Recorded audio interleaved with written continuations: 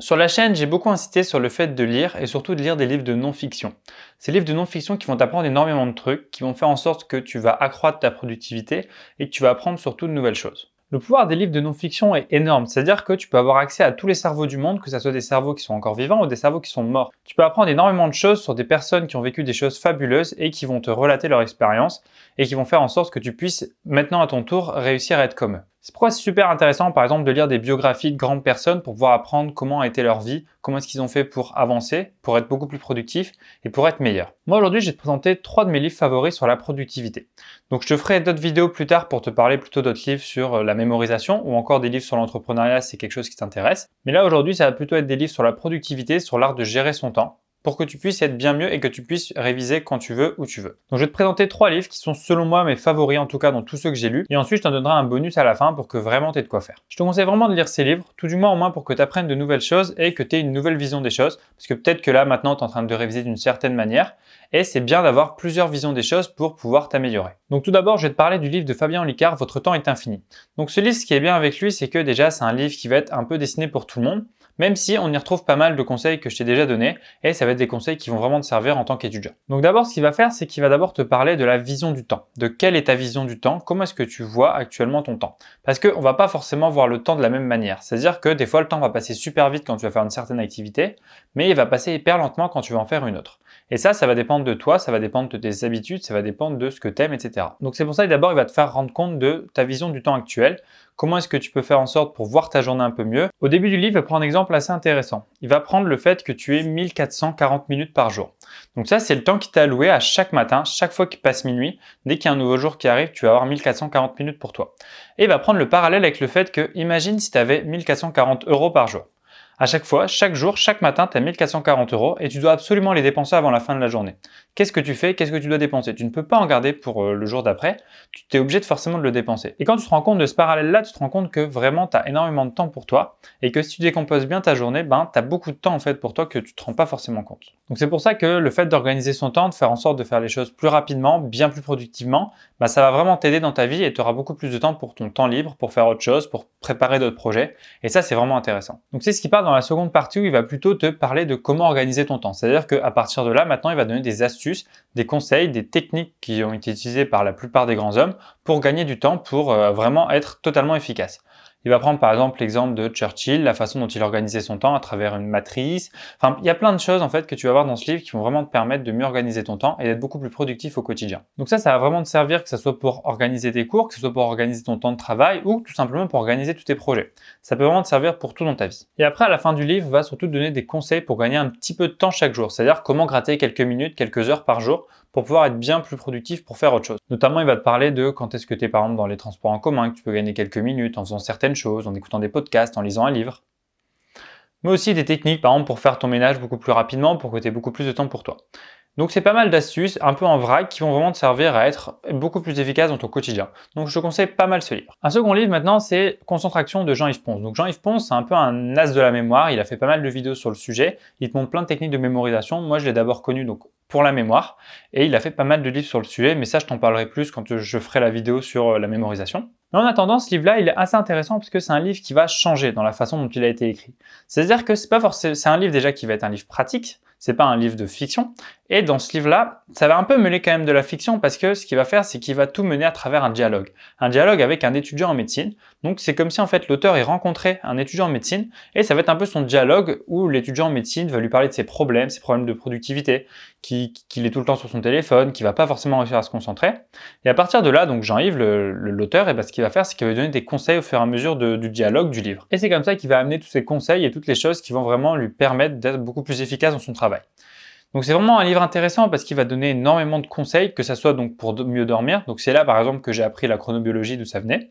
Ça va aussi t'apprendre comment rester concentré au quotidien, comment être beaucoup plus productif, comment mieux t'organiser dans ton travail. Donc c'est vraiment un livre hyper intéressant qui est hyper bien écrit et en fait quand tu le lis, t'as pas vraiment l'impression de lire un livre de non-fiction.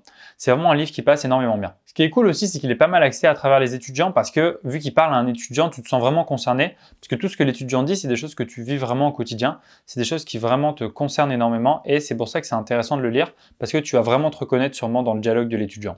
Et à partir de là, il va donner tous des conseils et les conseils à mettre en place le plus vite possible pour que tu sois bien mieux. Donc parmi les 3 livres que je te conseille, je pense que c'est vraiment l'un des plus intéressants parce que dans la façon dont il a été écrit, c'est celui qui m'a pris le moins le mal à lire et c'est aussi un des plus intéressants. Parce que peut-être que quand tu étais plus jeune, tu lisais peut-être pas mal de livres de fiction, mais peut-être que tu n'as vraiment jamais lu des livres de non-fiction, des livres sur la productivité, des livres sur le développement personnel. Mais je te conseille vraiment de t'y mettre parce que c'est vraiment quelque chose qui va t'apporter vraiment une plus-value dans ta vie. Et tu t'en rendras compte sûrement plus tard quand tu auras lu énormément de livres dans le genre là. Et enfin, le 3e livre, c'est Deep Work de Cal Newport. Donc c'est un livre qui à la base est anglais. Donc celui-là par exemple, celui-là je l'ai en physique. Les 2 autres, je les ai plus en physique, je les ai laissés chez moi. Donc c'est un livre très intéressant. Bon, il est un petit peu gros, mais en vrai, il est assez bien, c'est écrit assez gros. Bon, moi, je l'ai acheté en anglais. Il me semble qu'il y a une version en français. Je sais pas vraiment, je l'ai jamais lu, mais la version anglaise, elle est assez facile à lire. Donc dans ce livre-là, ça va vraiment t'apprendre l'habilité à rester concentré sur des choses, sur des tâches que tu as besoin de faire sans vraiment te faire distraire. Donc c'est un livre hyper intéressant parce que c'est quelque chose qui nous prend tout le temps la tête. C'est-à-dire qu'on va être distrait, on va vouloir faire autre chose, on va aller sur notre téléphone, on va aller sur Netflix et finalement on va perdre notre temps sur des choses qui vraiment ne nous apportent pas vraiment de valeur et il va nous apprendre à être dans ce qu'il appelle le deep work. Donc d'abord dans le début du livre, il va surtout donner la définition du deep work. Pourquoi est-ce que tu as besoin d'être dans le deep work pour pouvoir être vraiment totalement focus dans ce que tu fais. Et ensuite dans la seconde partie, il va vraiment te montrer comment rentrer dans le deep work. Comment faire pour que tu n'aies aucune distraction et que tu sois vraiment concentré dans ce que tu fais. Bon, des fois, il va aller assez loin dans les détails et ce qu'il va dire, des fois, c'est pas forcément des choses que tu peux mettre en place assez facilement. Par exemple, le fait d'arrêter complètement les réseaux sociaux, c'est pas forcément quelque chose que tu peux faire assez facilement comme ça, surtout quand tu es jeune, etc. Mais tu peux y réfléchir d'une autre manière et essayer de plutôt limiter les choses plutôt que complètement arrêter. Donc tu vas voir que la plupart des conseils qu'il donne, ils sont hyper intéressants et hyper enrichissants, ça va vraiment t'apporter quelque chose, surtout pour la concentration. Le deep work, c'est un peu une sorte de flow. D'ailleurs, il en parle dans le livre.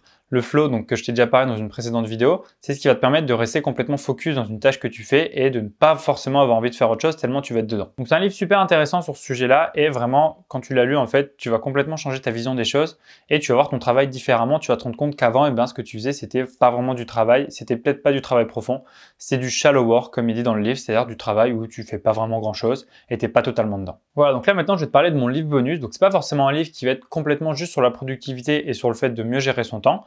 C'est plutôt un livre qui va un peu plus te changer la vie sur ta vision des choses. Et ce livre, c'est Miracle Morning de Hal Elrod. Donc en fait, dans ce livre-là, c'est une personne qui a vécu un traumatisme, qui a fait un accident de voiture, et il va t'expliquer comment est-ce qu'il a complètement changé de vie, sachant qu'il était complètement au fond du trou. En fait, dans ce livre-là, il va te livrer sa routine matinale. Donc sa routine matinale qui va être assez simple en fait à mettre en place, et il va te dire, voilà, il faut que tu te lèves plus tôt, il va te donner différentes choses que tu peux faire le matin pour vraiment changer les choses. Et en fait, moi j'ai découvert ce livre bien après avoir commencé ma Miracle Morning. C'est-à-dire que j'avais lu d'autres livres de développement personnel avant et j'avais déjà commencé bien avant à faire une sorte de Miracle Morning. Pas exactement comme il l'entend, je faisais pas exactement tout ce qu'il disait, mais j'avais déjà une sorte de routine en fait dès le matin. C'est-à-dire que je me réveillais déjà tôt, j'avais déjà fait mes 15-20 minutes de sport, je méditais déjà et ça a changé déjà les choses. Et quand du coup j'ai lu ce livre-là, je me suis directement senti concerné par ce livre parce que c'était vraiment des choses que je faisais déjà. Donc vraiment, si tu peux faire ça, si tu peux commencer à avoir une routine matinale, déjà te lever plus tôt et faire des choses dont il parle dans ce livre-là. C'est un livre qui est très facile à lire, il est hyper petit et franchement, tu vas vraiment apprendre énormément de choses. T'es pas non plus obligé de faire tout ce qu'il dit parce que lui il va faire plusieurs choses dans sa routine matinale, mais juste en prendre un tout petit peu, genre juste certaines briques. De toute façon, il le dit très bien dans le livre, t'es pas non plus obligé de tout faire et ça va pas forcément prendre énormément de temps. Tu peux peut-être le faire genre juste en 6 minutes par jour dès le matin dès que tu te réveilles, ça sera déjà bien suffisant. Bon après c'est encore mieux si tu le fais beaucoup plus. Le mieux c'est une petite routine d'1 heure, c'est-à-dire que tu vas te réveiller 1 heure avant ton réveil habituel et tu vas voir que si tu prends ces 1 heure pour toi, ta journée elle va être bien meilleure. Parce que peut-être qu'aujourd'hui quand tu te réveilles, tu es fatigué, t'as pas envie d'aller en cours, t'as pas envie de faire certaines choses et du coup tu vas passer une mauvaise journée, tu vas pas être de bonne humeur. Et juste le fait de te réveiller un peu avant, de pas forcément te concentrer sur les informations qui viennent, d'aller sur Twitter, etc. De vraiment te focus sur toi et seulement toi, tu verras que déjà ça va changer ta vision des choses et tu seras bien mieux dans ta peau. Voilà, donc c'est tout pour ces 3 livres sur la productivité. J'espère qu'ils t'ont plu, je te conseille vraiment de les acheter. Sinon, tu peux aussi les trouver en e-book, par exemple sur internet ou à différents endroits.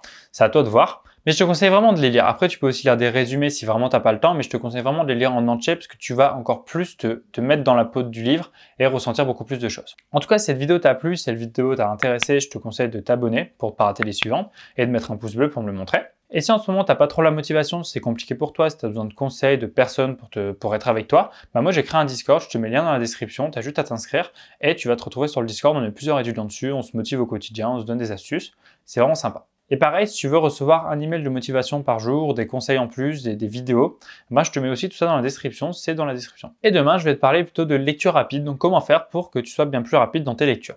Donc on se retrouve demain, salut!